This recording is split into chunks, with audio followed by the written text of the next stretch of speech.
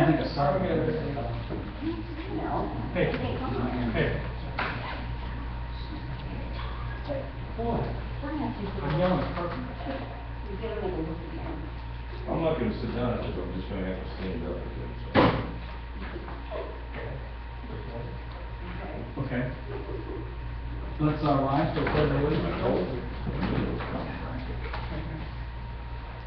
I pledge allegiance to the flag of the United States of America and to the republic for which it stands, one nation, under God, indivisible, with liberty and justice for all.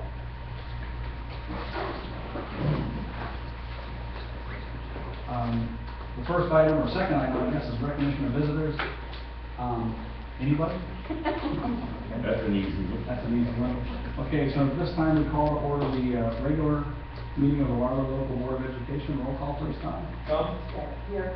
Whittlesey? Here. Mr. Terry? Here. Fletcher? Here. Jones? Here. Okay.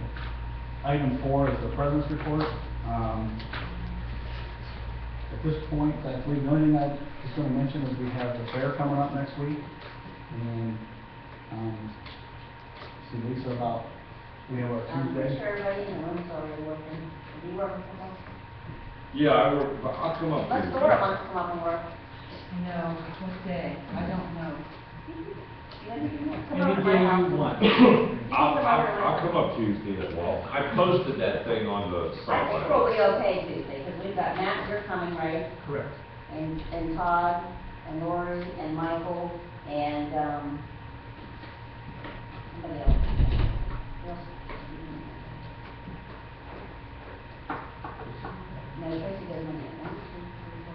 I think we're okay. So, I mean, you're more than welcome to come, but I think we're okay. Kick me out. I would be available Saturday morning. Saturday morning or Saturday, that shift right after morning. It's 2 to 7? I'd rather have the morning, would be better, but. Yeah. Let's see. Unless you want to work with all. We'll talk, that's fine, whatever, that's fine. I'm gonna be out of town until Saturday, so. There's the 2 to 7 and 7 to 11. 7 to 11 maybe we're going with Chris and Mike to talk. If you They go said on, you have to be fun to work with them. Yeah. if you go on Chris waterloovikings.org, and Mike love it. I just put the schedule on the website Okay. last night, so. And as you update it, let me know and I can change it. I would do it. Other than that, we're looking forward to starting the school year. A lot of activity going on in the buildings. I've been in here several times, and I'll tell you what, the custodial staff just does a phenomenal job of getting the building ready. I mean, they literally take everything out of every room and wax the floors or sweep them real well, depending on what the floor coverings are in that room. And they just do a phenomenal job. So thanks to them. Thanks to all the staff that's come in and been working, administrators, and everybody getting ready for the year. 2 weeks, we'll be ready to go. We'll be hitting it heavy, so looking forward to that. So thanks for the brings us to item 5, superintendent's report. And the right things have been picking up this week. The kids have been showing up, and that's been nice to have them. I hear sports officials today, which went well. And there's been a lot of activities, so things have been getting more and more exciting. For me, at least. I don't know how excited it is. So we have a couple things to talk about. The first one is the new report cards. Then we're going to talk about lunch prices, review the electronic use policy, and then parking fees. The new report card, I have a presentation that I borrowed. I gave to us credit. On last Friday, we went to see Mary Ann Motley, and she is out of ODE. And she presented about 3 hours, and Lori and Michael and myself sat with them graciously, and she went through a 112-slide presentation on the new report card. I cut it down to 38. I'm going to go as fast as I can while still making it understandable. And I know the crowd is huge, so We threw a spit one. please keep the applause to a minimum. Excellent. The other two have already said it. Here's the bottom line about the report card. They are claiming the new report card will be available at the end of August. I've heard mixed reviews on whether or not that's going to happen. I would say end of August, early September is probably maybe a more fair estimation. Right now, we have preliminary data, but they said hold tight to that because it's subject to change. So right now, we're just waiting to see what would happen. So what I thought tonight would be, I guess it would be prudent tonight to go over how the report card is changing. So next month, after we have those results, then we can talk about how we did in each of those categories. And it's going to look so different next year that it's just going to take some education for the staff and for the parents in the community to make sure they know how we're doing it, or how we're doing, and understand what is really being measured. There's some things that are the same, and then some new components. There's 6 different elements that combine to make an overall grade. There's achievement, which is what we're most familiar with. So the achievement is the performance index and the indicators. And those are things that we're used to. And those really went into our overall rating. That was really the whole old report card was right in there, was the bulk of it. A couple other things that are the same, but just named differently. One is called progress, and that's the value-added report. That's one that they were either above, met, or below. Then below that there's gap closing. Gap closing is AYP. That's the one that we traditionally struggle with the most, specifically with our economically disadvantaged students and our special education students. If we're going to get a full mark this time, that's where it will be. And that's something that we're going to have to look at carefully. On the other side, there's graduation rate. They separated that out into its own category, and there's a 4-year and a 5-year rate this time. So students who, I'll talk about each one individually, but essentially taking 2 measurements. If you graduated in 4 years, you get 1 mark. If you graduated in 5 years, you get another mark. Underneath that is K-3 literacy, and that really goes hand in hand with the 3rd grade reading guarantee. So there's not a lot of information on that report yet because it's just going to be collecting data this year. The last component is, I guess, the most enigmatic, and that's prepared for success. That's the one that's going to talk about, I guess, high school reports, late high school things, so dual credit, industry courses, and some other components that I'll show you. So we're going to phase in over 4 years, and this first report card that's going to be coming out is going to have 9 measurements. Then we're going to add, go up to 16 for 2013, 2014, 2014-15, we'll have 17, and then 2015 and 16 is up to 18. They said we will not be, I guess we don't have to be measuring in all of those. You'll be measuring at least one of them, but there's so many different types of schools throughout the state, so each measurement will be unique to the type of population we serve. The report card page on ODE is going to look differently. This is the template that they showed us, and you'll see, you can't see it, I'm going to walk closer because I can. You can view reports by school district, by school building, if they're a dropout recovery school, which we will not be that, thankfully, and then career technical educational schools. Here's what the sheet will look, talking about the report card, and it will have all 6 of those measures. So there'll be an achievement section, there'll be a gap closing, there'll be a K-3, prepared for success, graduation, progress, all those 6 things I just told you about. And the idea is in 2015, they're going to give you component or overall grades. This year, they're not. Next year, they're not. The 2015 year, we will have an average. So it will be like if you took a course and you took 6 test grades, those grades would be averaged together and you would get an overall grade for the district. Here's the thing that they don't know about. They don't know if all the tests will be weighted evenly or equally. So achievement may be given a higher weight than gap closing or progress. And the lady from OU just didn't have information on how they were going to break it down yet, because I think literally they put that on the back burner because they're trying to get all this stuff in place and they'll look at it in the coming years. So it's hard to say what we should really be focusing on. So I guess if you're taking a course and you know one test is going to be weighted more heavily than the other, maybe you might focus your attention more on that. We don't know. So right now, the game plan is to continue to move forward and equally distribute our focus. Okay, a little bit about graduation rate. It's a 4-year average, so essentially they call them a cohort. So they take the students that attended the 9th grade year, and that makes up the cohort. And then they compare that with the numbers who graduate 4 years later. And they compare, so the numerator is the number of students in the adjusted cohort who graduated, so the top number is the number who graduated in 4 years or less. And the bottom number is the total amount that should have graduated. And then you get a percentage. They do the same thing for 4 years and 5 years. You have a question? Does that take account into move-ins and move-outs? It does. There's a whole bunch of different rules and regulations, and remember I told you there was that 112 slides, there's 10 more pages of outlining that. So there are different. So we don't get punished for a student that moves out or moves in? Technically no, but that punishment is, I think there are still some snags where people there was one superintendent who was in a meeting that was very frustrated because he was very angry because he actually got dinged on something that really wasn't under any of his control. So even though there's parameters, I still think there's ways to it negatively affecting them. I know we've fallen into that trap years ago where the way they were calculating the graduation rate, we were getting hurt by students, I think, that were in our school in 9th grade and moved out before they graduated, and then. There is an adjustment for There is that, an adjustment. but I still think it depends on when they leave, Okay. and if there's some ways to fall through the cracks where we could still get punished just by the way it's calculated itself. And there was this, I'm not going to tell you which superintendent was, but he was evil. He was not like that. He left after the first hour. He yelled, then he left.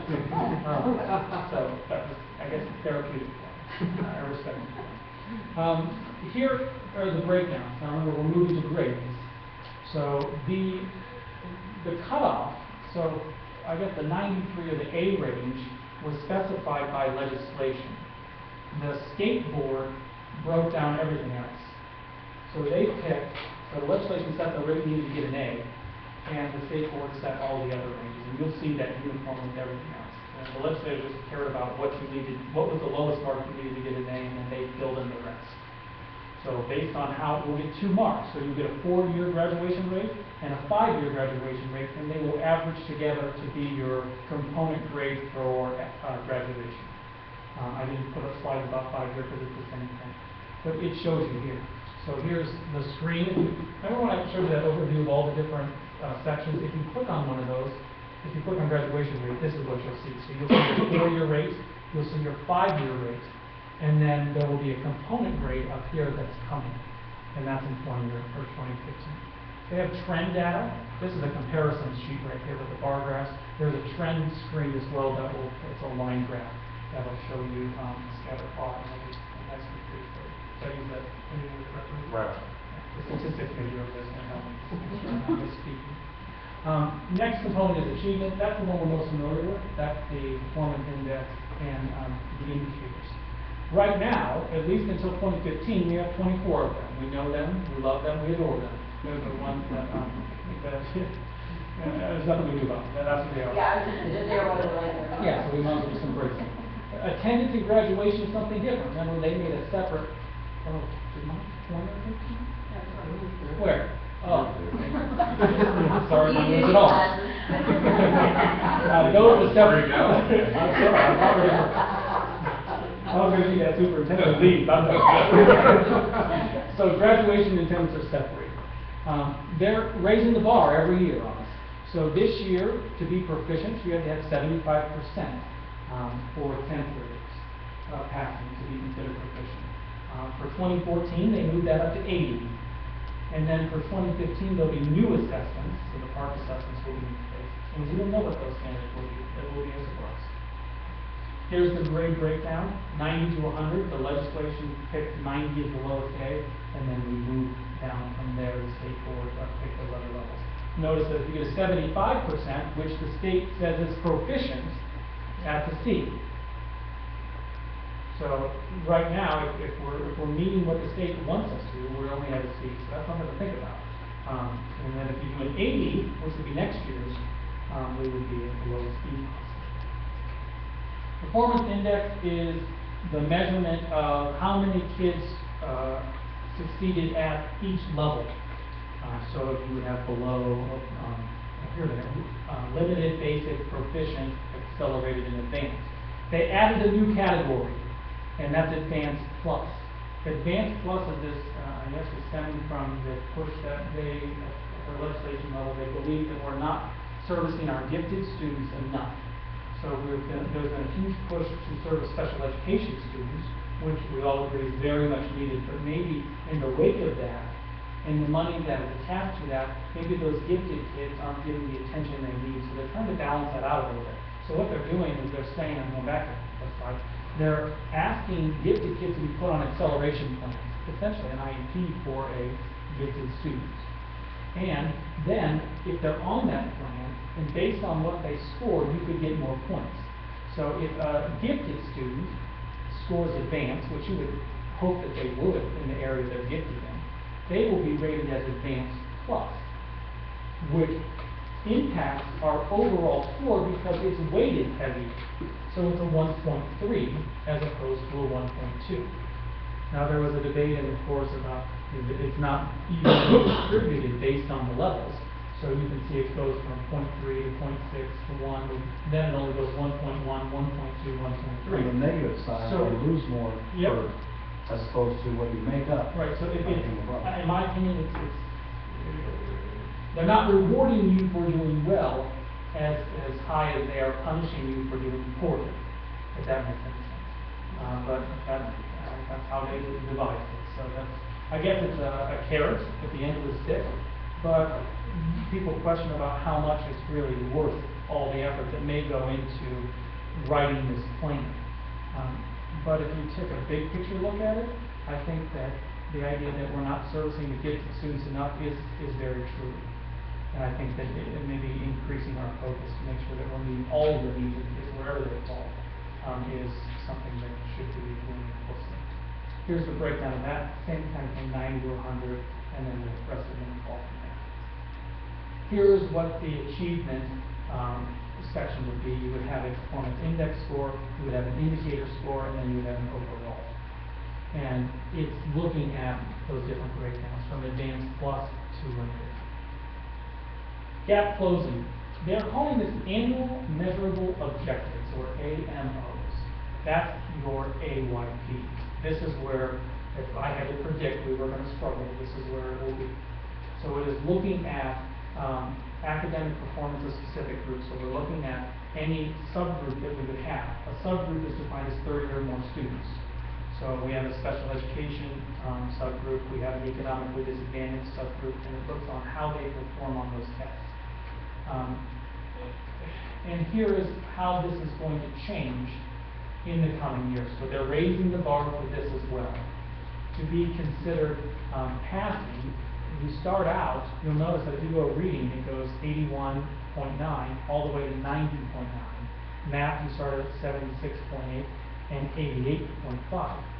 The original legislation said that by this 2017-2018, these numbers should be 100%.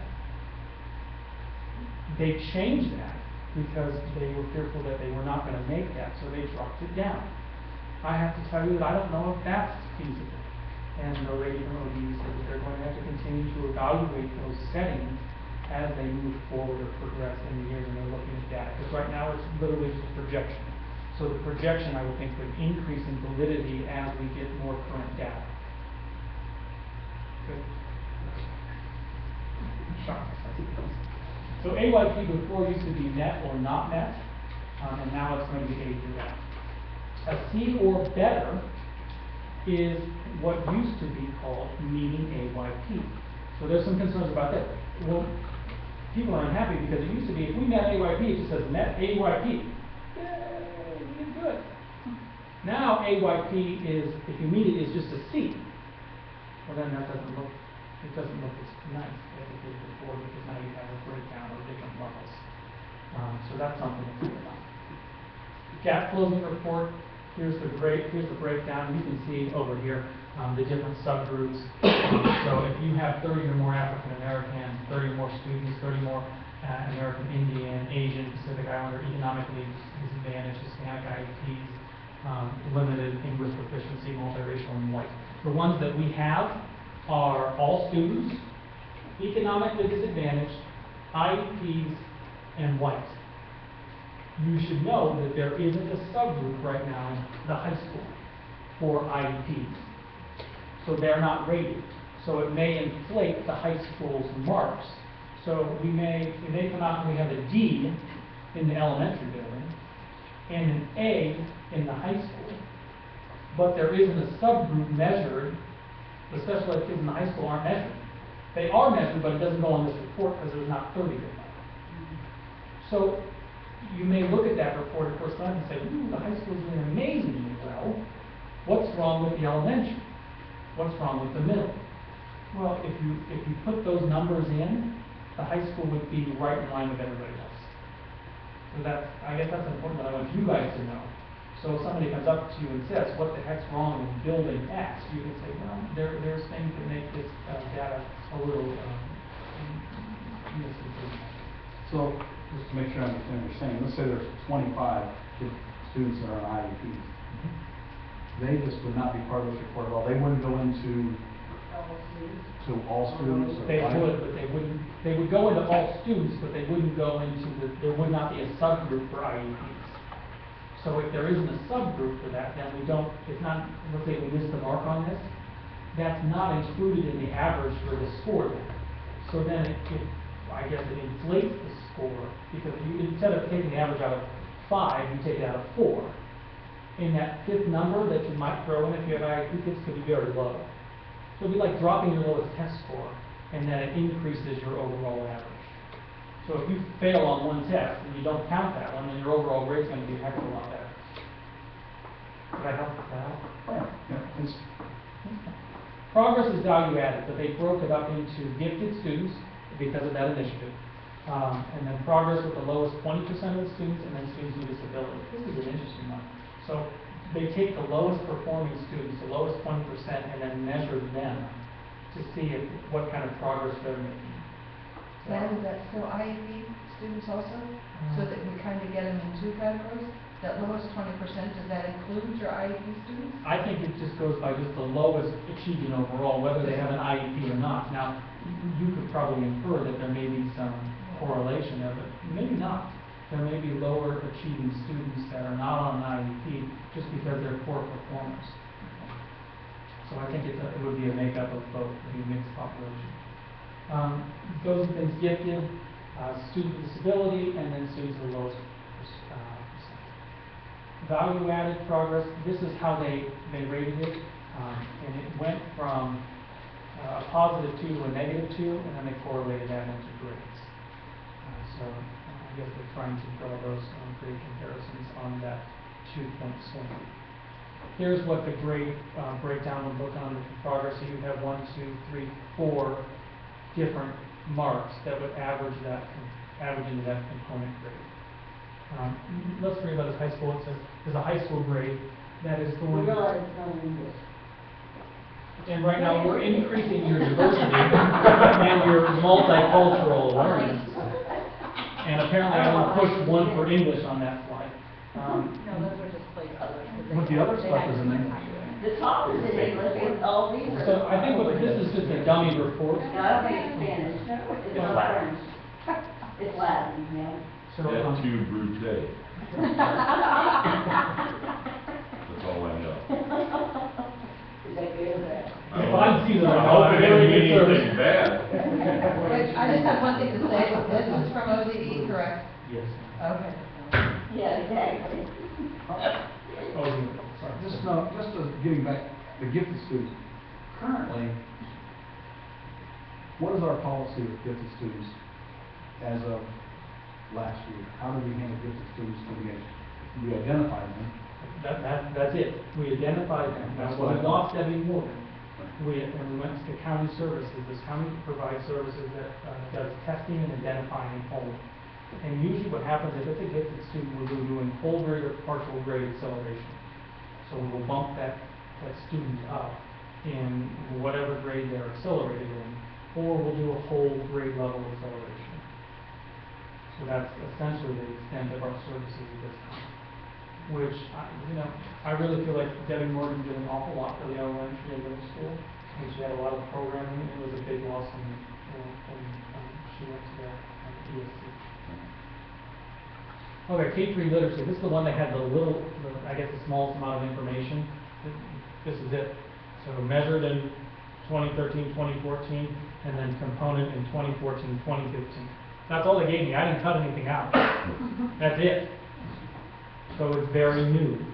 and the third grade guarantee right now. So if you are not at grade level this year, or you maybe will help us, if you're not at grade level this year,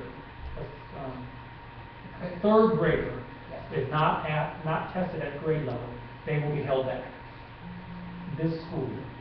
But there is still that component where they could go ahead and math to fourth grade. If they Still- tested, Right, so they can be held back essentially for Logistics. reading, yes. but not for math. And my understanding is once they meet the third grade, if they would get back up to speed, then they could go on to the fourth grade at that time. Mid-year, That's what one of the third grade teachers was telling me when they were talking about it, and they were going, how are we going to do this? There's always gonna be a gap. If we move because them if ahead they move them in, mid-year, then they lost all that fourth grade curriculum. yeah, when can we ever get that gap? This personally makes me nervous because my experience is primarily in middle school and high school. But then I'm talking to elementary teachers that are still feeling, I mean, they have the mastery of the content and curriculum, and it makes them uneasy as well. And then when I go to a career hour presentation and they give me 2 slides, that doesn't help a lot either. So I think the state is really in this right now to try to figure out what this works. Okay, here's the one that has a whole list of like a catch-all, prepared for success. It has all these components. So college admission tests, so that's the participation rate in percent receiving non-remediation scores. So that means if you go to college, do you have to take pre-algebra courses before you get into that Algebra 1? Or can you test right in at the entry level? So we'll be measured on that. Dual enrollment credits.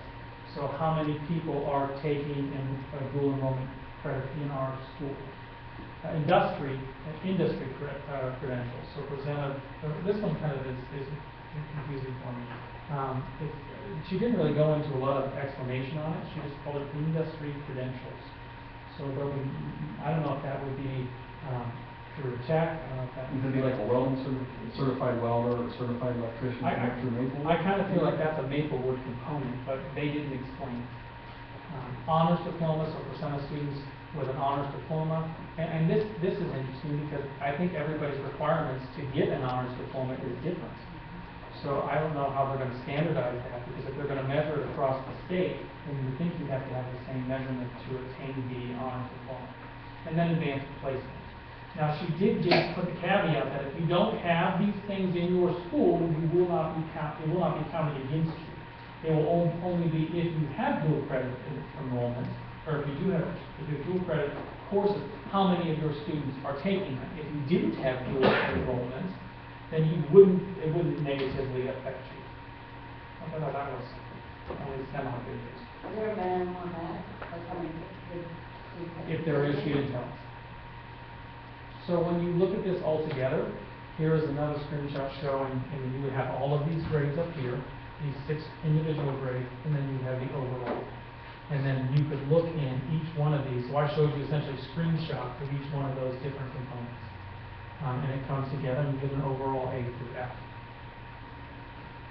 Here's what's going to be measured this year, the new graded measures. So there should be 9 of these, 1, 2, 3, 4, 5, 6, 7, 8, 9, my gosh, it's there. And then there is an overall grade for this year.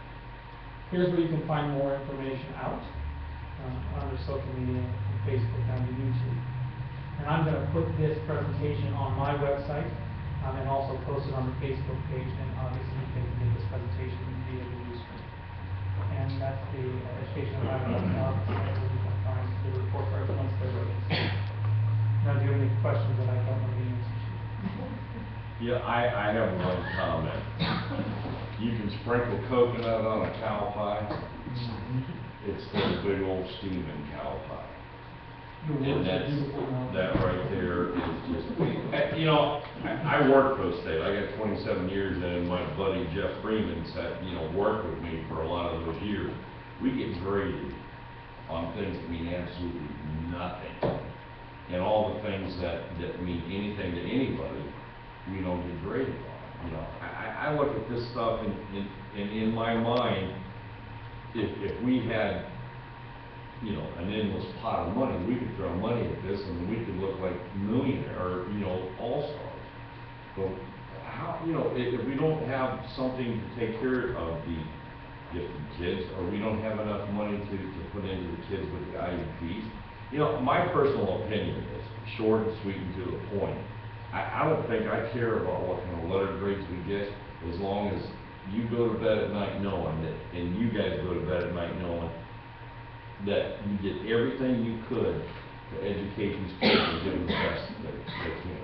And if you guys go to bed at night with a clean conscience, and we can go to bed at night knowing that we did everything we could do, it could be letter H for all I care. As long as we know that we did our best to give these kids the best we know how. We don't have the money to throw at this problem. Well, I don't think that the whole thing is worthless. I think there's. I'm not saying it's worthless, but I'm just saying that. Set up where, you know, if you had more resources, it would, I think you would Sure. serve more favorably. So, I guess what I want to say is that the districts that have got in the past excellence of distinction, well, 9 times out of 10, you're getting A's and B's. Probably all A's. So we just need to continue to move forward within the means that we have, which is not the same as a Hudson or a York. Well, I just don't want us, I don't want us to go in a direction so we can try to make a C a B when we really need to be going over here and doing something else. You know what I mean? I don't want to be driven by these things. What I want to be driven by is that our kids are taken care of and they're educated the best they can. I don't care what level they get. If we're doing those things, the letter grade should be Okay. improved. So I guess it's another point of data collection, and what we do with that really needs to stem from, like you're saying, Right. what's best for kids. Any other comments? Well, I think that 3 or 4 years ago, we were excellent, and then the year before that, we were excellent with distinction, and I think it may be a good exercise to go back and look at what has changed from then to now. Obviously, the easy thing to pick out is some of the financial issues we had, so we had to reduce staff, if we had increased class sizes. So that's the, you know, that's the easy one that everybody can pick, but are there any other subtle changes? Because if I'm not mistaken, the year we got excellent with distinction, we were excellent as far as the indicators, and we were moved up to excellent with distinction because we did so well on AYP. Something wrong, and we struggled the last 3 years with AYP. So I guess my question, you know, this point of information for you guys, I think, would be to look at what do we do different, what are we doing different now than what we were doing? And maybe there's some subtle thing that we changed that didn't seem like much at the time, we just been carrying it on, and maybe it's, you know, maybe that is a big deal. It seemed like not a big deal at the time. Well, I'm hopeful that with fresh perspectives from the district, that, you know, Michael and Lori provide, hopefully they'll be able to, you know, join the district team as well as the staff and just kind of look through the data in a new way and see if we can find anything that we did in the past that maybe we could recreate, or what could we change that we're doing now and just continue to move forward and grow. I know back then, the state came in and looked at the way we were handling some of our special education and was very impressed with the way we were doing it. And I think I know we tweaked at some point. I don't know, those tweaks, is that part of what reasons why we're not performing as well as we used to? I don't know. But that, I think that's things we do. And that's what We've lost people like Debbie Morgan and Debbie Thompson. You know, she was our. She was, came on to special ed, but then she was, special ed director, like really the head of special ed. She was our unofficial special ed Yes, director, and she knew, Right. and she was on top of it, and she left, and maybe, now that you say that, that might be the piece there that really changed things quite a bit, because I think since then, we've had a different special ed director every year. Well, and let's talk about it. You know, I received confirmation today that the new special ed director is confirmed and Rocking River, and we moved from 2 days a week to 3 days a week. And he's serving as a school psychologist the other 2 days. So we will have a special ed director here 5 days a week. And we haven't had that at least in the last 2 years. I don't know if we're going to, it's not longer. So I think that's a huge feather in our cap. That hopefully things are falling into place and we can start moving back absolutely would, whether it's excellent with distinction or A. And even with all these distinctions, this is a work in progress. I mean, all the other districts are having the same apprehension as we are. To a certain extent, money can get you some things and get you through, but the bottom line is the performance is going to be skeptical, as is what we end up as, because of the change in criteria. And from working previously in other schools, you know, that only gets you so far. You can only squeeze a good intention out of so much before it is what it is. Right. And so I believe that it's going to be an eye-opening experience for the districts throughout the state, and it's not going to be a welcome change. I think some of these people with years and years of excellence with distinction are going to be very disappointed in what their final grade. But that's an interesting point, because they were running projections, and they didn't even have those slides in the original one. She included in the slides that she had, promoting, she did projections of how districts would do. And almost every pie chart of urban districts, every single one had that. And the grade breakdown, the portion of the pie that was an A was very, very small. So I think you're right, it is going to be an eye-opening experience. And that's why I think it's so important that we educate the community on what this means, and how to interpret it, and how to put it in perspective, because it would be very easy to look at a grade and make a judgment. So we'll talk about it more next month when we have actual results. But the one I would watch for, and it hasn't been released yet, but it's the progress component, and that's the A1P. If we're really going to struggle with one, I guess it's going to be that. You know, this might be a good subject to hold an informational meeting on, community informational meeting. Once we get all this, and we can explain it, you know. I think it's a good I point. think it would be a good thing to do. We can YouTube it, and for the people that can't make it, at least that would be, dedicate an hour and a half or whatever to that one topic. With real data, that would be really good. Okay, can I move? Okay, I'm gonna try to get through the other ones. Thank you for being patient with that. The school lunch prices are later in the agenda. They increase approximately, they essentially increase 10 cents for K-5, 6, 12, and adults. So K-5 went from $2.15 to $2.25. 6, 12 went from $2.40 to $2.50. Adult went from $2.75 to $2.85. Now, we've talked in the past that our food services account is solvent. We're making money on it. It's one of the few things that we're making money on. So I want to justify why we made those increases, because I don't want it to sound like we're talking out of both sides of our mouth, because we're making money to get we're increasing fees. And the reason for that is that it is a federal initiative. And I have my cheat sheet because it's a mouthful. Section 205 of the 2010 Child Nutrition Reauthorization Act for Equity in School Lunch Prices. I couldn't memorize that. Andrew probably couldn't memorize that. But it's...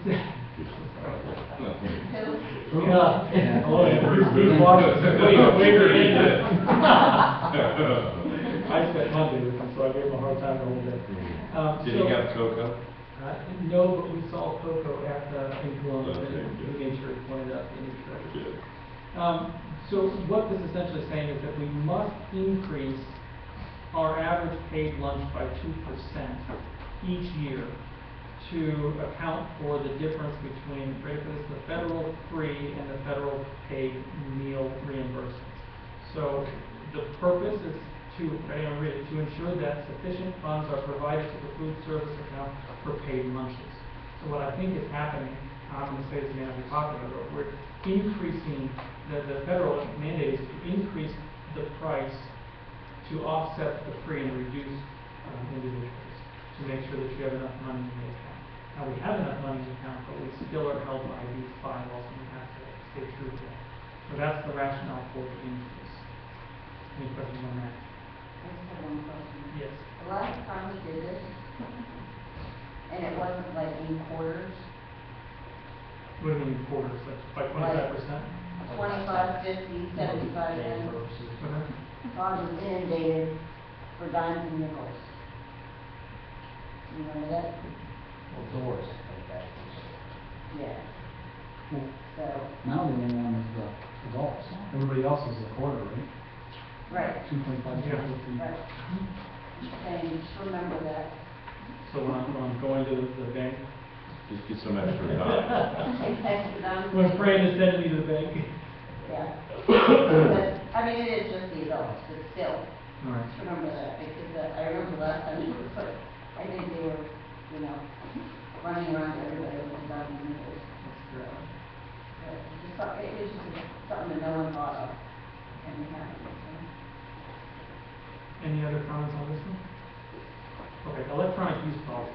This is our favorite thing to argue about. I'm going to recap, it is. So I'm going to recap what the policy is, and then tell you what my intent is with the administrative staff. So right now, they're allowed, it's a bring your own device policy, you know this. They're allowed to use them during the students' lunchtime freely, as long as they're using them appropriately. And all other times, they're allowed to use them only if it has educational value and if it's approved by the study hall monitor or by the teacher. So there is teacher autonomy. If the teacher does not want any electronic devices in their room, they just have to say that. And the student, it says in the policy, that the student is responsible for knowing what each individual teacher's policy is. So it says students are responsible for knowing what is considered acceptable use in each teacher's classroom or teacher monitor study hall. There are still consequences if they use it inappropriately. And I would tell you that this, we did 1 year. If you ask me, I'm still in favor of it, but I'm cautiously in favor of it. Because there were issues that came up last year that we had to deal with. So we need to weigh that out and see how, I want to take this next year as a case study and see if we should continue with this the following year or if we need to scale it back or change it. And I'm hoping to get input from these two fine people in front of you and Tracy to see how we should move forward. We can't, well, you know, the famous, the headline is, why are schools asking kids to power down when they walk into school? So I think it's going to be hard to continue to get them to power down. And I think that if we change this policy, they're going to still be live and up and running. They're just going to be secretive about it. So right now, they're still being secret about it when they're not allowed to be using it. So it's kind of like a catch-22. But my promise to you, my commitment to you is that we're going to carefully analyze if this is something we want to continue in this manner or if it's something that needs to be edited or removed completely. I'm not crazy about a 20-minute dissertation about this, but I do want to hear your input because I love you all unconditionally. My daughter can find out something like that. I could never go to the speed that she goes. So I mean, she has the capability to make that electronic device useful and you know, a positive thing for the school environment. And when you say that, there's probably just as much evidence that she has the capability to use it for things that aren't productive for the school day, whether it's Facebook or what have you, that, you know, is sketchy at best as to what use it has. But, you know, the reality of kids nowadays and their ability to use it in a positive direction, I like it. I hope that they are responsible with it. And I think it's a great thing if we can effectively monitor it. If we can't effectively monitor it, then I think we have to err on the side of caution. Well, I spent, you know, there were days where I spent 4 hours figuring out who tweeted and retweeted and asked a comment about somebody, and I was ready to pull out my hair, and Mrs. Bonner, who I love and you know, I carefully reminded me that she thought this was a bad idea. She humbled you, didn't she? I told her this is going to be a bad idea. We can't block certain things like that, like we can't block tweeting and Facebook You and. can, but like, so if you, like, if I'm connected to wireless right now on the iPhone and the iPhone, if you block Facebook and Twitter, but I still have wireless on my, if I still have a data plan, I can still I just turn off the router and just go to Facebook and Twitter on my own. So there's a way, they can post all day, and I really think if I change the policy, do not bring your cell phones, my wife will still be sitting at home reading Facebook and saying, oh, Susie just posted that this happened. And I'm like, great. Yeah, I don't think, you're not gonna, that's the kind of world we live in, all right, so we just deal with it. I mean, I wouldn't punch, if you got 12 kids that are doing this on a consistent basis, why screw it up for 1,200?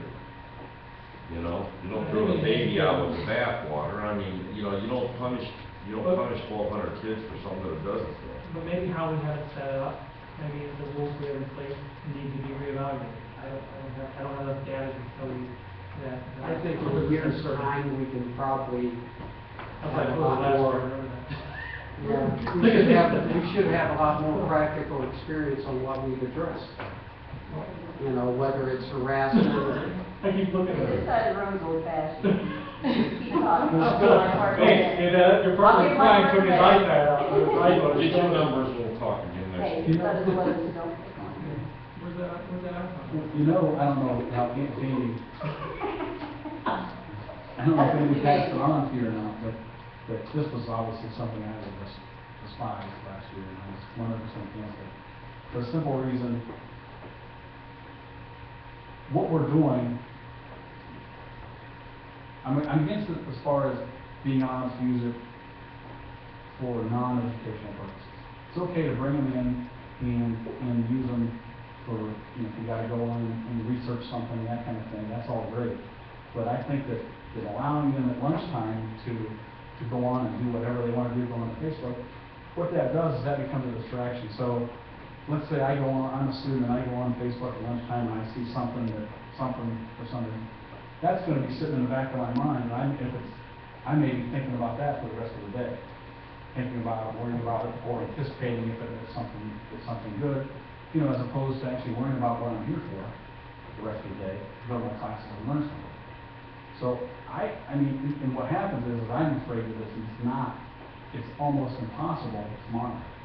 If we could monitor it effectively and make sure that they're only being used for educational purposes, I'm 100% for that. But the fact that I just don't think that they should be allowed to be used for recreation at any point in the day, whether it's lunch, study hall, any of that stuff, because it's a distraction. You don't need a distraction. And I think it's good for the kids to, you sit around lunch, I can see it now. There's 8 kids at a lunch table, and not one of them, they're not talking, they're doing this. Which is the lunch we really like. Well, yeah, but, The noise level was kind of.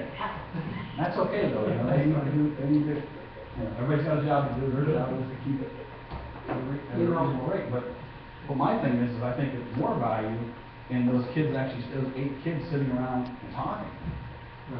Right? I mean, at some point, you gotta get your head out of that thing, especially for recreational purposes, and actually communicate with the universe around Well, it. that's part of being in school. I mean, if you want to do that, you can get homeschooled and get the same benefit out of it. Socialization is always been one of my things. I think that's just huge. That's why homeschooling is great for some people, but anything that the kids to learn that, not everything always goes your way, you don't always win, you have to get along with others. I mean, that's part of being a citizen. And I think I agree with Brian on that, but I also think that, there's nothing in our policy for teachers. And I think that, when this all came about last year, and I don't know what it's like in the elementary school or the middle school, I just heard from high school students that the teachers have been laying out on their desk.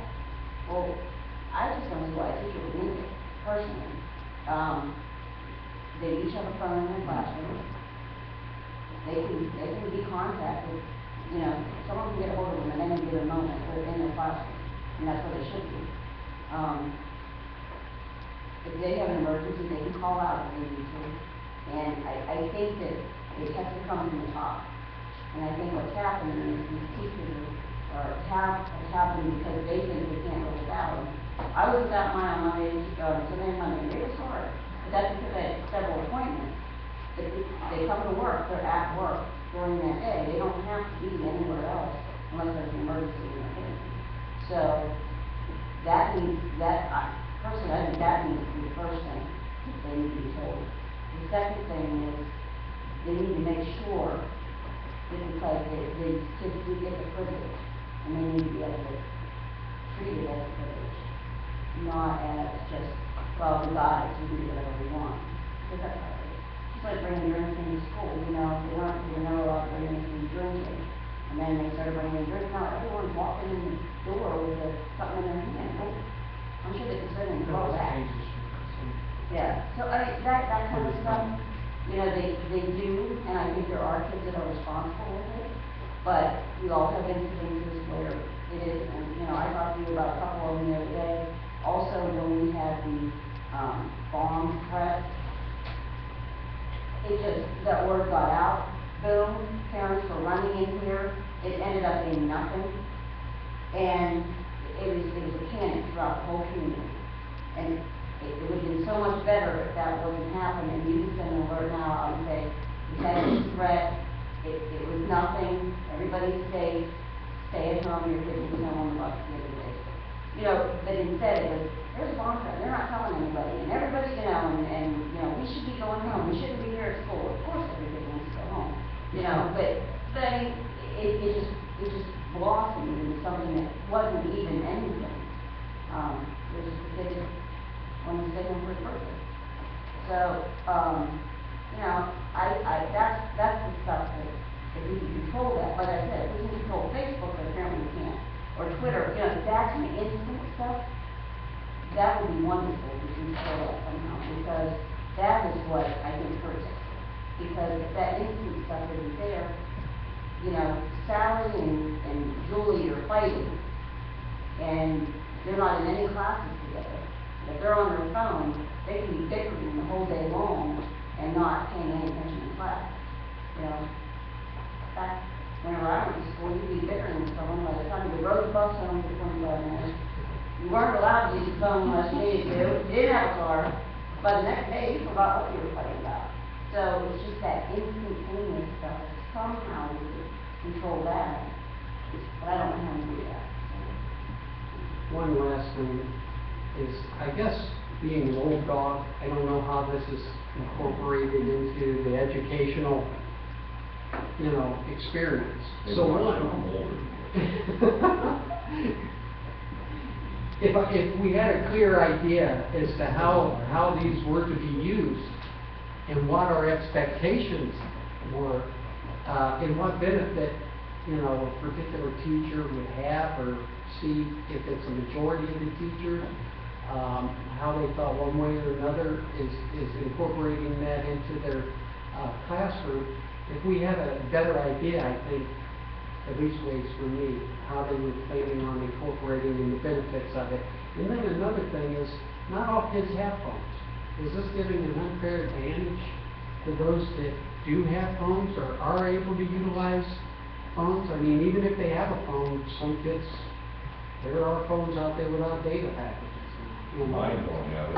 When you get a job and can pay for it, then you have it. And so, I mean, is it being equitable to a certain extent, or is this just another way of, you know, disenfranchising someone who isn't, you know, financially or philosophically eligible or able to have those kind of things?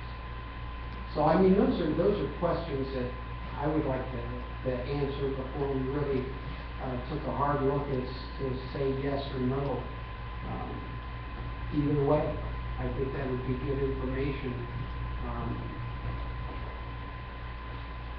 Yeah, who's monitoring? Well, that's the whole thing. If I address, I'm sorry, the teachers, what we said is that, you know, one verification, we do have phones in our room, but we can't call out of them, they say. We cannot call outside of people, okay, that's in the district. And then when we try to reach the office, there are lots of times that, you know, they're on the phone or they're busy with a student, a principal is, whatever, that you do not get an answer right away. And in the Alice training, we were told by Dr. Hill and that staff should have their cell phones, you know, available in case of any emergency. I didn't know that. totally- I thought the new phone system was so No, we cannot dial, I could not Oh, okay. dial out. We've always wanted that, because trust me, I'd love to sit at my desk and call parents that way.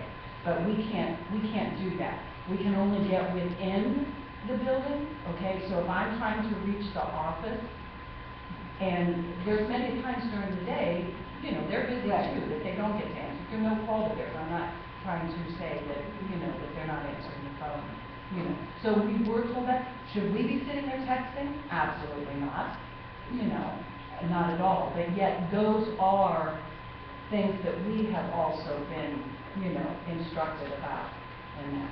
So just so, you know, just so you're aware of that. And I would hope that most teachers would, you know, be responsible for that, but I can tell you just from experience, I've had students throughout the day text me while I'm working to see if they could get in for an appointment. I've had it happen, like numerous times.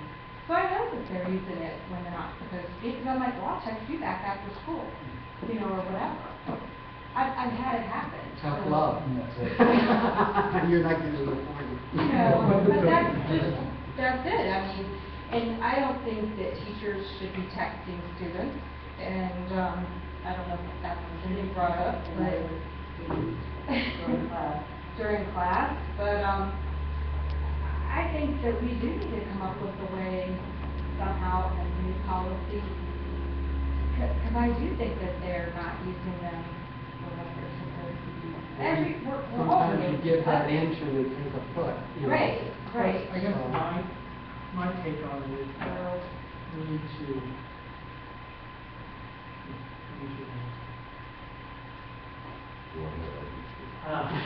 The education component of appropriate use is quintessential to solving this problem. I don't necessarily believe that anything we write down, if it's the polar opposite of you cannot bring them at all versus you can do whatever you want, will solve the problem. I think we define whatever you as a board are comfortable with, but I think the crux of the problem is educating students to know what's appropriate and what's not, and try to find a consequence or appropriate course of action for the ones that are abusing. Same thing with if there's a teacher who is texting nonstop, and it's not an emergency setting, I would think other teachers would not want to, I would think that they would advocate for appropriate use. And I would think the principals then would respond accordingly. I would tell you that I would be directing elementary teams to act appropriately on this situation. But I would tell you that when I was a teacher in the school district I was at, there was another teacher who taught next to me who texted all day. And I would tell you, that infuriated me, because I think it looked negatively upon me. So I think the vast majority of teachers feel and know what is the right course of action, and maybe we need to bring to those teachers' attention, both from their peers and then from administrators. I think that this would be a good topic to cover during the opening day. And it's just like any fun. I've got so many ones that are going to make me happy. It's- Well, let's talk about not texting. Well, I mean, not just. Matt, I tell them, not text, But I more- tell them the same thing. But more of monitoring, I mean, to me, a student texting or on Facebook or whatever is a discipline issue. Our staff, our entire staff is instructed to enforce our discipline policy. It's no different than if you see a kid running down the hallway, do you let him go? Him or her go? Well, if you see a kid texting, you let him or her go with that. I mean, to me, it becomes a simple matter of enforcement. And I think the And building that's level really meetings, key. I think that's very important there. Because, I think that when I took over the high school in January, the teachers were very appreciative of the support that I gave them, that if you address a discipline issue, and you send them to the office, I'm going to reinforce and help support them.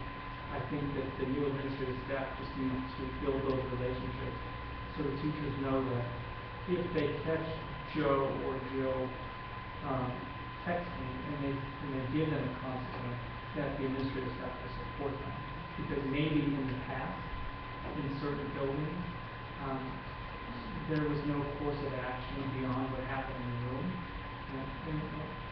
And maybe that, took the kind of wind behind their sail. I would tell you another thing, that, my mother said, if you don't have anything next day, come sit by me.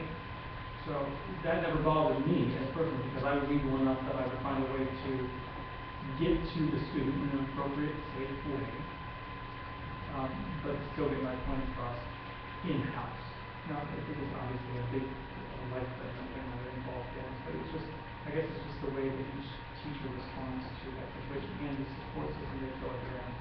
Inconsistency is a big point. I mean, you need to have an understanding throughout, the teaching staff and the administration as to what our expectations are, and stay consistent with that, so that, one school or one particular teacher is not doing something that's different than the others. I think it confuses the kids, and it doesn't serve a practical purpose. So consistency is a big thing. I think that's how we all are, with wrestling. I said for many years, give me 5 volunteers to stand at each door the first week of school. And if they're not dressed appropriately, they go to the office. Number 1, they're tardy. Number 2, they get a detention. After 5 days, number 1, the parents didn't be taking care of the phone and having to bring up appropriate clothes. And number 2, the kid's gonna get sick of wearing a big old shirt that only he gives them to put on, that it covers everything up. And at that point, after a week, I can't imagine any parent who's gonna say, you're not walking out of the house. And if they do, they do. But I mean, I think that would cut it right now. Same thing with the phone, and if the teachers are consistent and they know, and they enforce it. Same with the dress code. Same with the earrings, wherever they are, or whatever they are, the hair, all of that stuff. If we're consistent, just the difference in a couple months when you were high school principal, and all you did was, not all you did, but all you did as far as that sort of thing was enforce the rules that were already in place.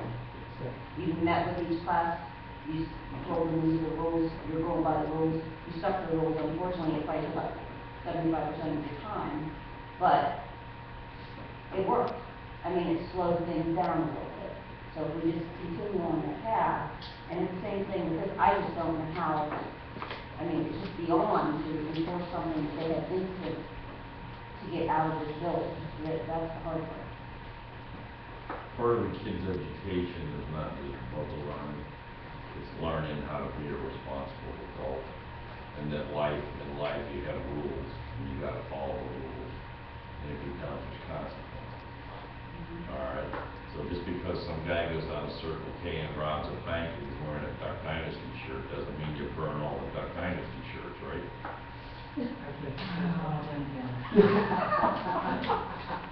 I have a new Uncle Size shirt that I'm You know what I mean?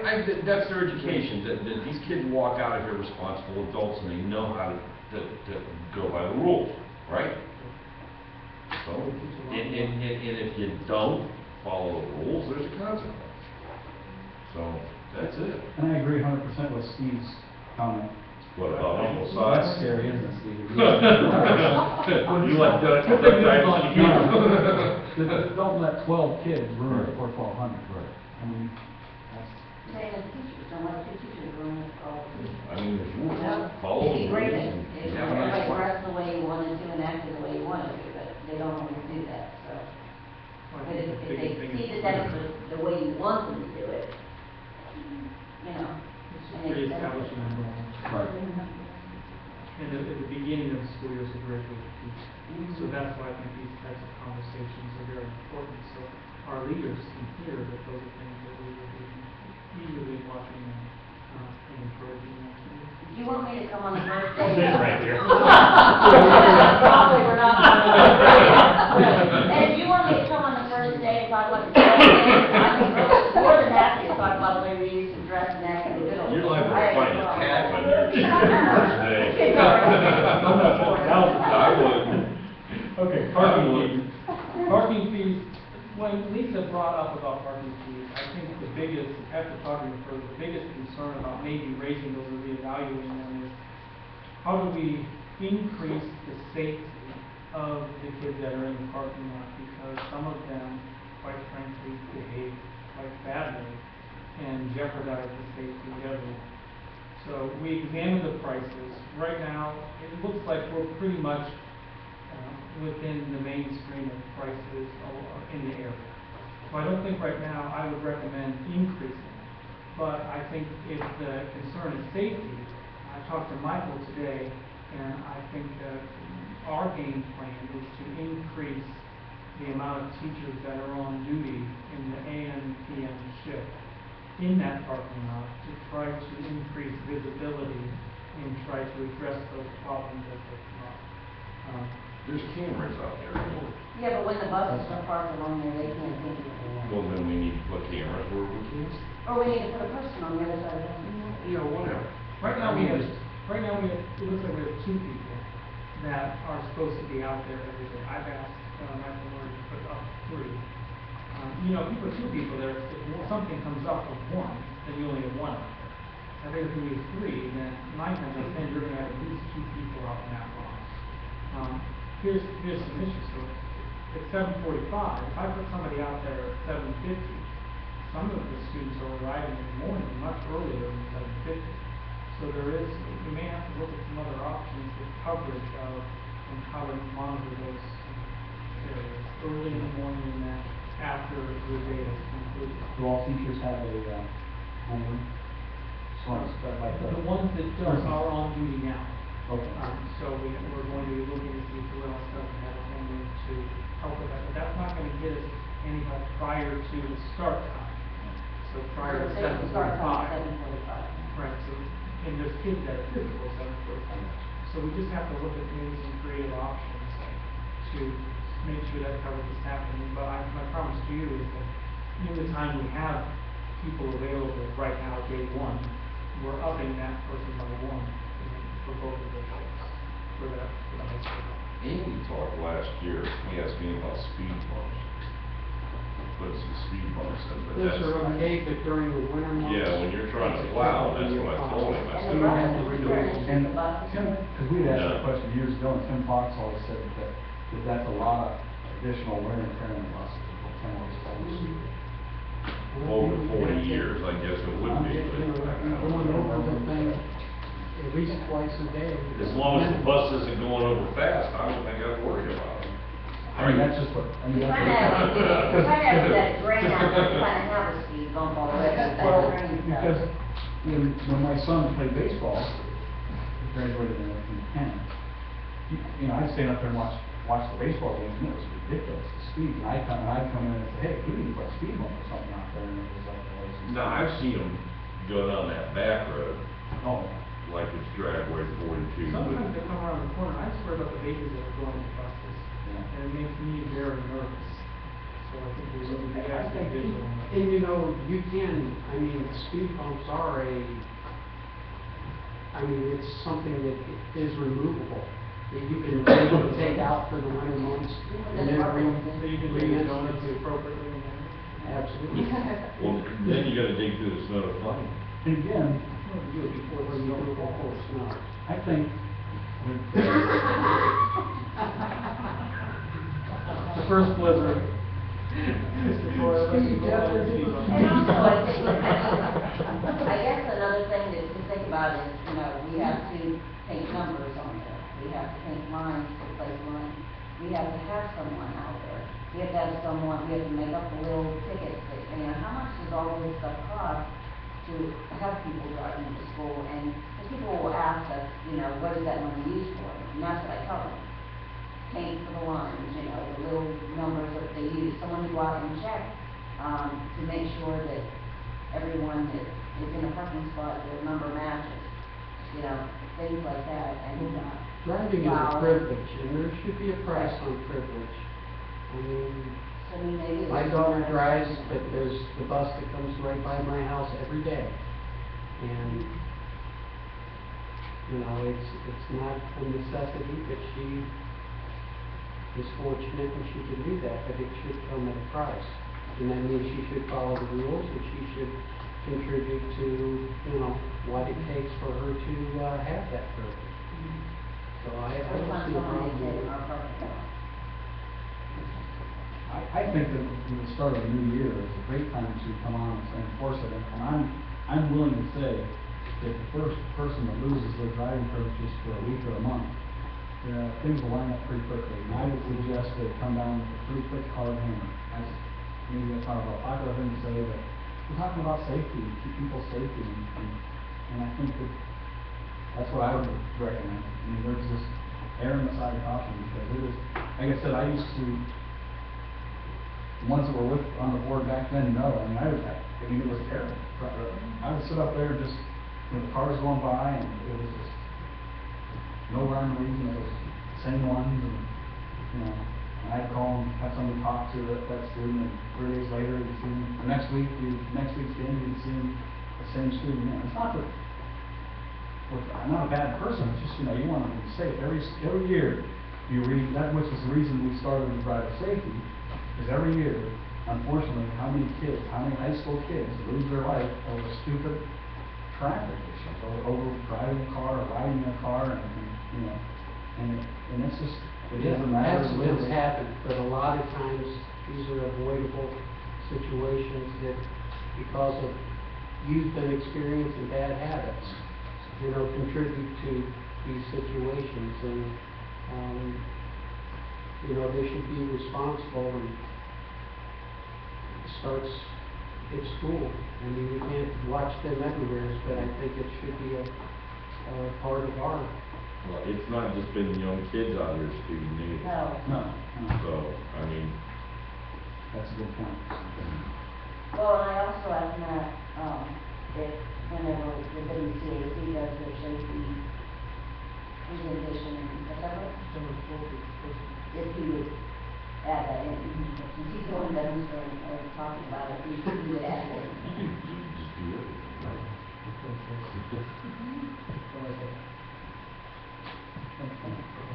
All right, that concludes. Short superintendent report. Hey, you got the, Epic. before we go on to item 6, I apologize, I should have done this earlier. Just wanted to welcome, we met Mike, Mr. Corey, our high school and middle school principal. It's our first meeting, we've had Ms. Sandell here, so I just wanted to welcome you on behalf of the school and school board, and I look forward to working with you in the course of the year, so.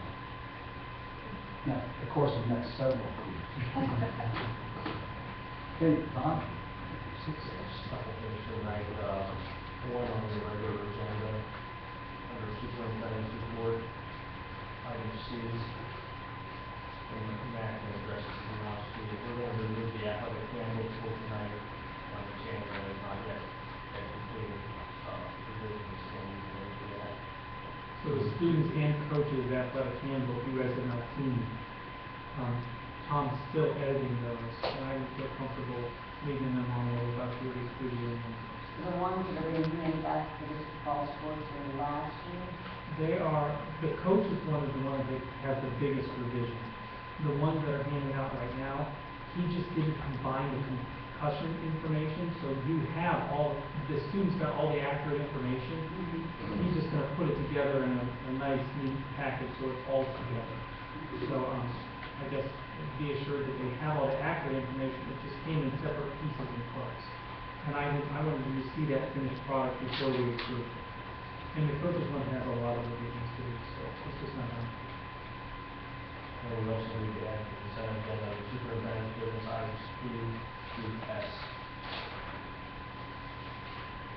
Okay, actually, we're going to move P through R. I'm sorry. Yeah, you gotta take S off. Remove item S for a separate vote.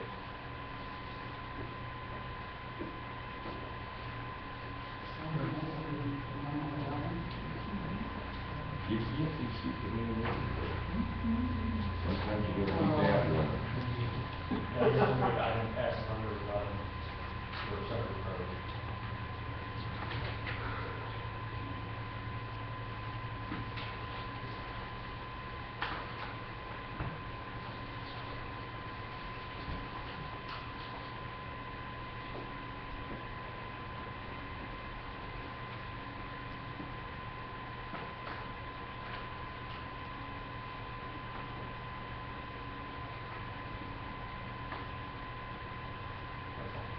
Okay, hopefully I'm not putting you on the spot, Todd, but as everybody knows, you know, we're sharing, Mr. Carpenter's services with, local school district, neighboring school district of Field. Just wondered, after you've been at it a whole month now, I believe, just wondered, everything going well, as expected, or? Good. It's nice for everybody to know it's going well. Good. I noticed you lost a few more hairs. Yours. No, it's Cool. First couple of months, it was really good, but, it's all good, I think it's going well. I try to address all the concerns, I've been addressing in the past. Right, and I feel like, you know, anything that has come up in the past month, even if he's not in office or a phone call away, I haven't felt like he's expected to be. I'm happy to rat him out on him, but right now, okay? I'll keep you posted. Well, none of us had any doubt that Todd would be just on top of everything for both districts and out that stuff, so selfishly, we like to be selfish, but it's nice to share, so, we've made great progress. We've got him, he's got an up-to-date cell phone. And make sure you're using I it. got a new iPhone, Ooh. 6. We don't know yet.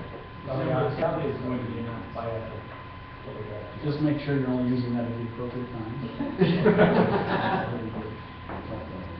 Okay, great, so we'll go on to Maplewood Career Center. Maplewood calm during the summertime, but, again, the challenges to the Common Core was, this is what we talked about. Mr. Griffith reported the Common Core is a college preparatory track.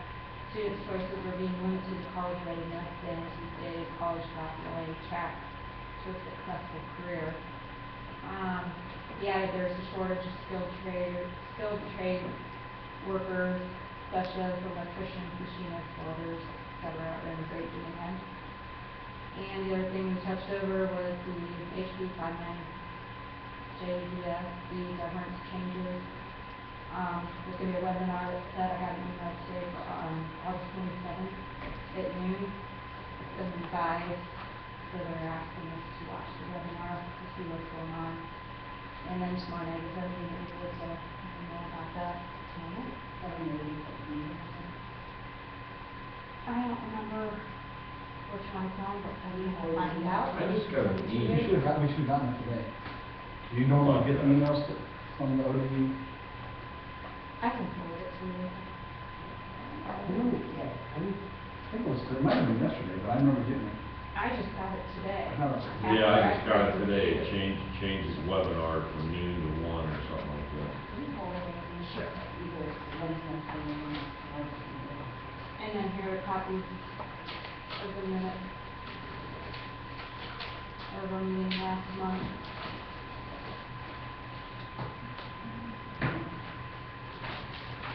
And that's all I have tonight. You need one?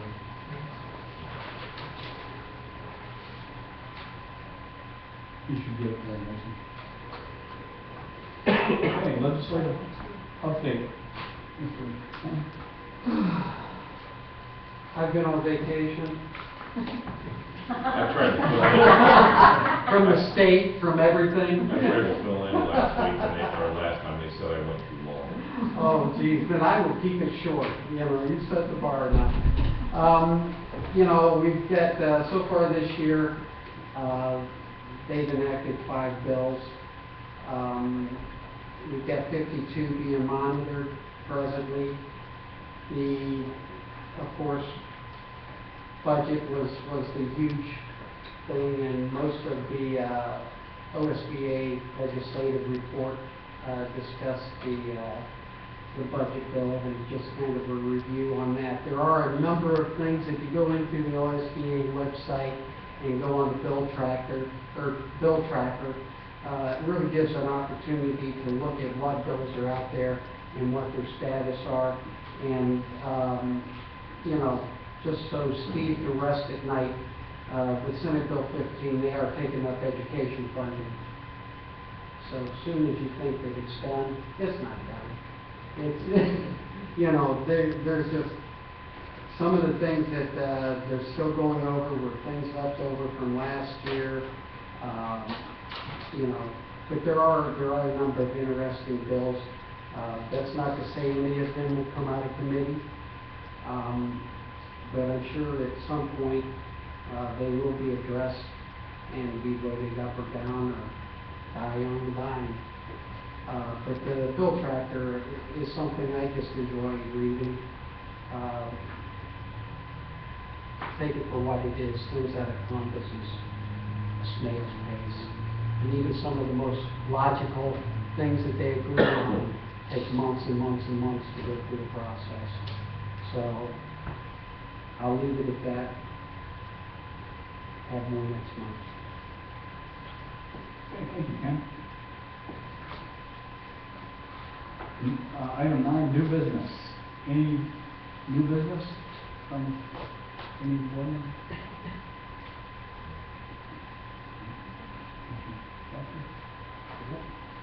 I'm good. Great. All right. Just wish everybody good luck for the start of the year and looking forward to getting going. So it's going to be nice. My son will go back to college and I can have my nice peaceful office back. So I'm looking forward to it quite as much as everything else. So. Okay, that brings us to the consent agenda. Any comments, Mr. Montgomery, before we vote? I do have a couple. I just want to draw attention to letter E, which is the resignation of Jacqueline Twain, one of our bus drivers. She's been with us for a very long time. You know, I'm very happy, you know, even though I didn't get to know her very well, I'm very happy for her that she's able to take this new chapter of life. So we wish her nothing but the best. Additionally, on item J, that's the amended lease agreement between us and the Port private industry. So what that's looking at is we're changing, they're going, instead of 2 rooms, they're going down to 1 room. So they're only having Head Start this year. They're not having a preschool. So because of those changes, so the sequestered amount, I guess that's probably so severe that they're only able to offer Head Start this year. No support school, no after school. So that's going to change the amount we charge to them in the lease. So Todd and I looked at that. They originally were paying $1,900 a month. Now it's going to be $1,200 a month. And because they're using less of our resources for a short amount of time. So I have that amended lease agreement that I'll let you guys look over. We'll have to get the meeting set up with the notary and we'll use fill out like we did last time. It will just be fitting in the contract. So I have that for you. Do we have any notaries on staff? Like any of the secretary? Shouldn't we do that? I would think that we would have somebody in this building that would know that. Tammy was. I thought one of the, I know I've had something notarized. Tammy wasn't. Tammy's in the product information. Yeah. She manufactured with that. All right. But let me know. Is that Yeah, it's contract smart to that, have someone in the building for that, because I know when I tried to find someone, I ended up going to Denver Ford. But thank you. She's We not just there utilize anymore. the fact that we tag with them that they don't charge. I mean, maybe it doesn't cost much to have that. Debbie done, Allen, you know. Debbie Allen does it too. That's true. Debbie Admin is a notary, that's right. But we have, you know, I don't know why, I guess, you know, our legal counsel recommended that it was notarized for the first go around, so we should probably stay true to that case and then we can install even though, is it going to change from the adjustments you've made on the contract that was sent to us? I noticed that there was a number of things struck and adjusted on there. It's the same. It is the same, the work sent just pointing out to the one that was just the price differences and there's a decrease. But those structure things are consistent, not as copyright. Thank you. Why don't you look into that, then, some of those things? Well, I'm gonna start with the, and then you're right, that was good. I also wanted to draw your attention to the addendum item Q, which is the resignation of Tim Cross. This is he's resigning as a mechanic, and what I know of Tim is that he certainly has so much knowledge and background in history of how we have done things at Waterloo, and that he's going to be a huge loss. He is moving to field in a position in supervisor of transportation and grounds and maintenance, and I think that, it's a big job for him, and I'm very happy for him, but he's going to be difficult to replace. You'll notice in his letter of resignation, he sure to point out that he will be here, for help. So he said, Matt, if you need something or you can't remember how something was handled, just call me. And so I think, I feel better knowing that he will be there. And how many there's a question, I just don't have that wealth of history. We wish him nothing but the best, but he will be difficult to replace. We did, there's going to be a posting for head mechanic. We will do our very best to fill that position with the best candidate, but it's just going to be hard to lose that history. I think considering our fleet right now, probably our fleet is in the best condition it's been for many years. And if he was gonna leave, this is probably the best time to go, with bus inspections just happening, and him and Joe doing such a phenomenal job, and everything being cleared by the sheriff's department. So, if we had to pick a bad time, or a good time for a bad thing to happen, this would be it. So, we will start the hunt as early as tomorrow. And people have already expressed interest, but we will see what we can do. I think that's all I have for you, Mark. I just wanted to say, Tim is one of those guys that, when he left, when he went away the first time, he had another position here, and it was hard for us because, and then whenever he came back, it was just wonderful. But he's one of those guys that he doesn't stand out. He comes in, he does his job, and you just have that peace of mind knowing that he's just in there doing what he needs to do. He doesn't pull around. He is just doing, he does what he, and it would be great to find someone like that. I know it's going to be real hard to replace, but it's just that, it's just nice to have that, like we've had a Todd for all these years, he likes to sit in his hole and do his work, and we're okay with that. He just likes to sit there and do what he needs to do. He likes that too. But, we have several people in the district that make it just so much better to be ordinary, because those kind of things you never think about. So when you get this news, you think, okay, are we going to find someone that's going to, that's going to happen? So we've always been pretty blessed that we've had that, when we left and we came, and, we just, so it could be, it's still a good thing, but at the same time, it's going to be hard to do. Well, fingers crossed we will find someone a very good person, but, a lot of the conversation tonight has been about safety. And not having to worry about if all those kids are safe on those roadways because the kids are leave. So, some people may think that the head mechanic is, not that glorified a position, but from where we're sitting, it's integral to us running. Tim was a 19 graduated, probably the greatest class ever, 1981. So I wish him nothing but the best. So, wish him nothing but the best. And he does live in Field, and I think that has something to do with why he went, that he's there. He does now live in Field, so, So, all the people. I was 4 years old. Stop. Don't forget, I graduated 10 years later. And that is the best year ever. Hey, you're digging your head up the hole. I graduated 10 years early. Real pretty. No, we're good. You do right. So, yeah, thanks. I was 23. But I want to wish Tim nothing but the best, and also congratulations to Jackie over the last 20-some years. I've got to know Jackie quite a bit, and I always appreciate talking to her because it's always just upfront, open, honest, tough discussion, and that's always very refreshing. So I wish her nothing but the best on her retirement. Hopefully someday I'll be in that spot, and she'll be wishing me the best in my retirement. 3 years. Anything else, Matt? Okay, so at this point, we need a motion to accept. Make a motion. You want to continue here? You got those, Tom? Steve, motion. Did you say something? Yeah, I did, that's okay, we did it. Before you guys start, I make a comment. Yeah, at the end, we'll. Okay. Okay, so any comments or questions that we haven't already had? Roll call, please, Tom. John? Yes. Wilsey? Yes. Wilson, Yes. Fletcher? Yes. Jones? Yes. And then, if I've read the revised agenda correctly, Tom, the next item is number 11? Yes. Okay. So at this time, maybe we have a motion to approve Steve Jones as a volunteer for the football program. I'll move that. I'll second. Any comments or questions? I wouldn't vote for the bum. I'd like to see. The pay is right, though. Yes, sir. They're investing in you. Be nice to me.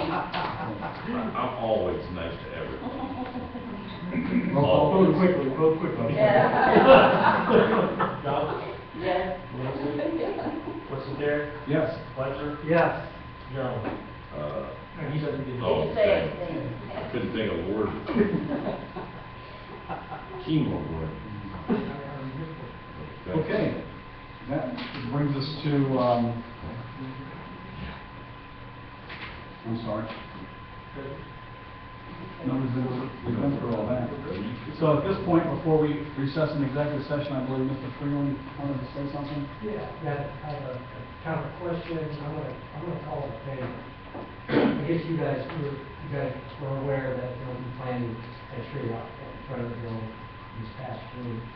I come up here every few weeks, I trim around it, whatever, but the maintenance around it's pretty good. Myself being as anal as I am, I noticed the trees moving, just a look at it move, it shifted. So I wanted to see how you get permission to put a couple spikes in, and then a couple of cables to kind of pull it back to straighten it out. I see no problem. It'll be, I guess whoever mows out there, it'll be a little bit more, but like I said, I've been coming up here, I've been pulling these out from around it stuff, so I can somewhat maintain around the extra cable, but it's noticeable. I mean, it's not bad, but like I said, I'm really funny when, well, yeah, I mean, you wait 30 years and if you look at it, it's like, that, I don't know what that happens. Well, we appreciate you looking after it, bringing it to our attention, and that's great. Thank you very much. Yeah, we'll be willing to do it. Exactly. And I was talking to some classmates last month, I was aware of one more of our class. So, if you noticed, I put one more flower out there. Okay, can I ask who? It was Dave Anderson. Oh, really? I guess it was quite a while ago. Okay. Well, he was kind of we rode the same bus. His dad was the Portage County Sheriff for many years. Is that right? Yeah. Oh, I remember him. Yeah. I'm not gonna tell you how I remember him. Probably the sheriff. Yeah. That's exactly what I was That's saying. it. But, oh, okay. It's a shame. Yeah, it's worth the call.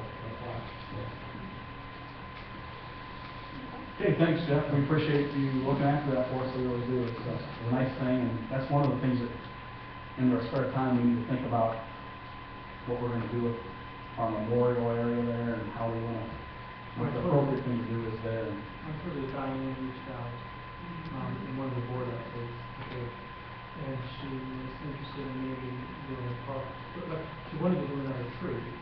And I said, Jeff, they just done a tree. Right. So I suggested maybe a park bench, in Austin Pond. And I think that would be nice. It would be a nice area where you could sit down by the tree over there and, just increase that, the teaching that. Great. That's good. Thank you. Okay. Hey, Brian, Yes, sir. please, I don't know if Lisa discussed this, can I say something? No. I'm not on. We're gonna. I wasn't here enough to sign That's this. fine. Did you tell him what we did last Saturday, so we thank those people?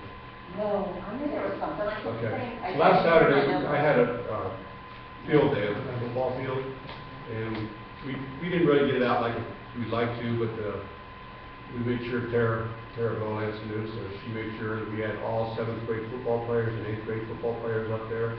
We got both ticket booths painted completely, the floor painted in one ticket booth. There was flowers donated, I think, by Wise, the Wise Greenhouse up in Bridgetown. Tara and Lisa and Denise Miller and Fred Duvall and myself, and I think Bo Stevenson was there for a little bit. And I don't know the other lady's name that helped a little bit painting there. Both at the high place. Yeah, but we got both ticket booths completely painted. We painted the deck up there going into the press box that needed painted, and we beautified the whole area. We got everything, flowers around everything. The victory bell, the scoreboard, and out front and around the ticket booth. It really looks nice. So I want to make sure we thank the middle school football team for putting in their 3 or 4 hours, and it looks nice up there. They cleaned up underneath the bleachers, so it'll last for a week or so. At least It's a start.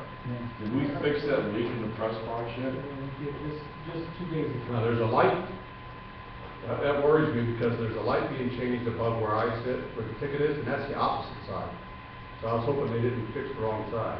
No. I thought maybe they just replacing, it looks like they're replacing that light, but that light was working, so I don't know what's going on. Something with the fire inspection.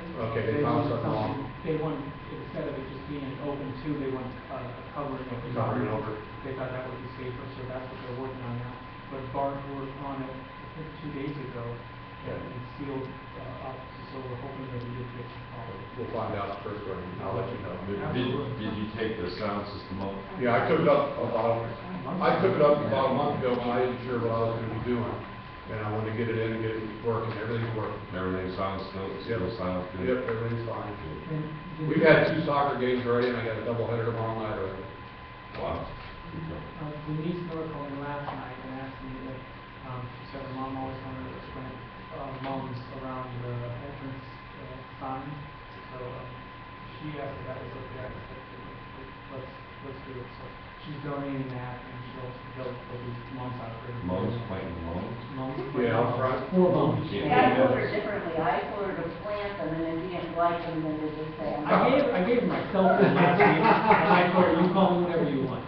I told her just plant them. If Matt doesn't like them, I told her. Once you're an adult, it's better to ask for forgiveness than it is permission. That's what I told her. Anybody who wants to donate any flowers, make the place nice. And someone planted some over by the boardwalk.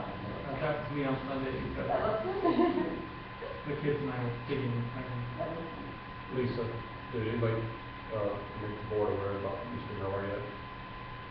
Yeah, he's in the hospital. Dale? Yeah. He I didn't know that. either had a heart attack or some kind of block. Today? Yeah, this morning. I didn't have any luck. Yeah, I seen Denise in passing, and she said, yeah, my father-in-law's in the hospital. Wow. But they don't know if he had a heart attack or he just has a block, so they're doing testing right now. So Where's he at? I didn't even ask her because we were driving by each other, she just stopped, but you know, there's no finer family or person in our community than Mr. Miller. He's one of our Hall of Fame people. Our thoughts and prayers go out for Yeah. him. I think he's okay, because they rushed him in just because he had heart attack symptoms, but she didn't know for sure what was Well, going the on. last time he had something, he drove himself to the hospital. Okay. He That don't doesn't bother. surprise me. He don't bother him. That sounds like Dale. And if he would make an appearance there, he'd probably kick in the butt till he get back home, so. Yeah. I'm probably gonna yell at you now. Yeah, 'cause I said that. There's a lot of people I respect, but he's one of the ones at the very top. That was a lot. That's one of the neat things, we're not a large community, but boy, we've got some great people in it. Oh, yeah. And he's certainly one of them, so. Okay, at this time, they have a motion to accept, recess into executive session to discuss, in preparing for conducting or reviewing negotiations or bargaining sessions with public employees concerning their compensation or other terms and conditions of their employment. Second, please. Roll call, please. John? Yes. Wiltsey? Yes. Mr. Terry? Yes. Fleischer? Yes. John? Yes. We do not anticipate taking any action on, How you doing, Jeff? Steve, what time did you see him? I seen Denise when I was going up, I seen Denise when I was going to Robinson's. What time? I do up in Robinson about. Thanks for coming. Oh.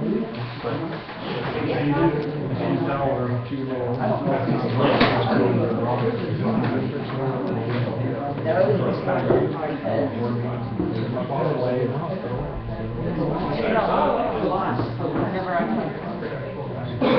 I heard that, yeah. Well, I did, I talked to you like. Put in like I need you when you guys were coming. Did you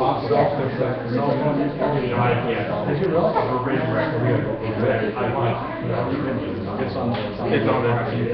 So you did get some? Yeah, we got it. Oh. All the extras. Like, I called you, because I said, Well, some of which in the practice, because they had pictures this morning, and in fact, so I was gonna send them over to help them. no, they can go in a fun cheer. No, he called me,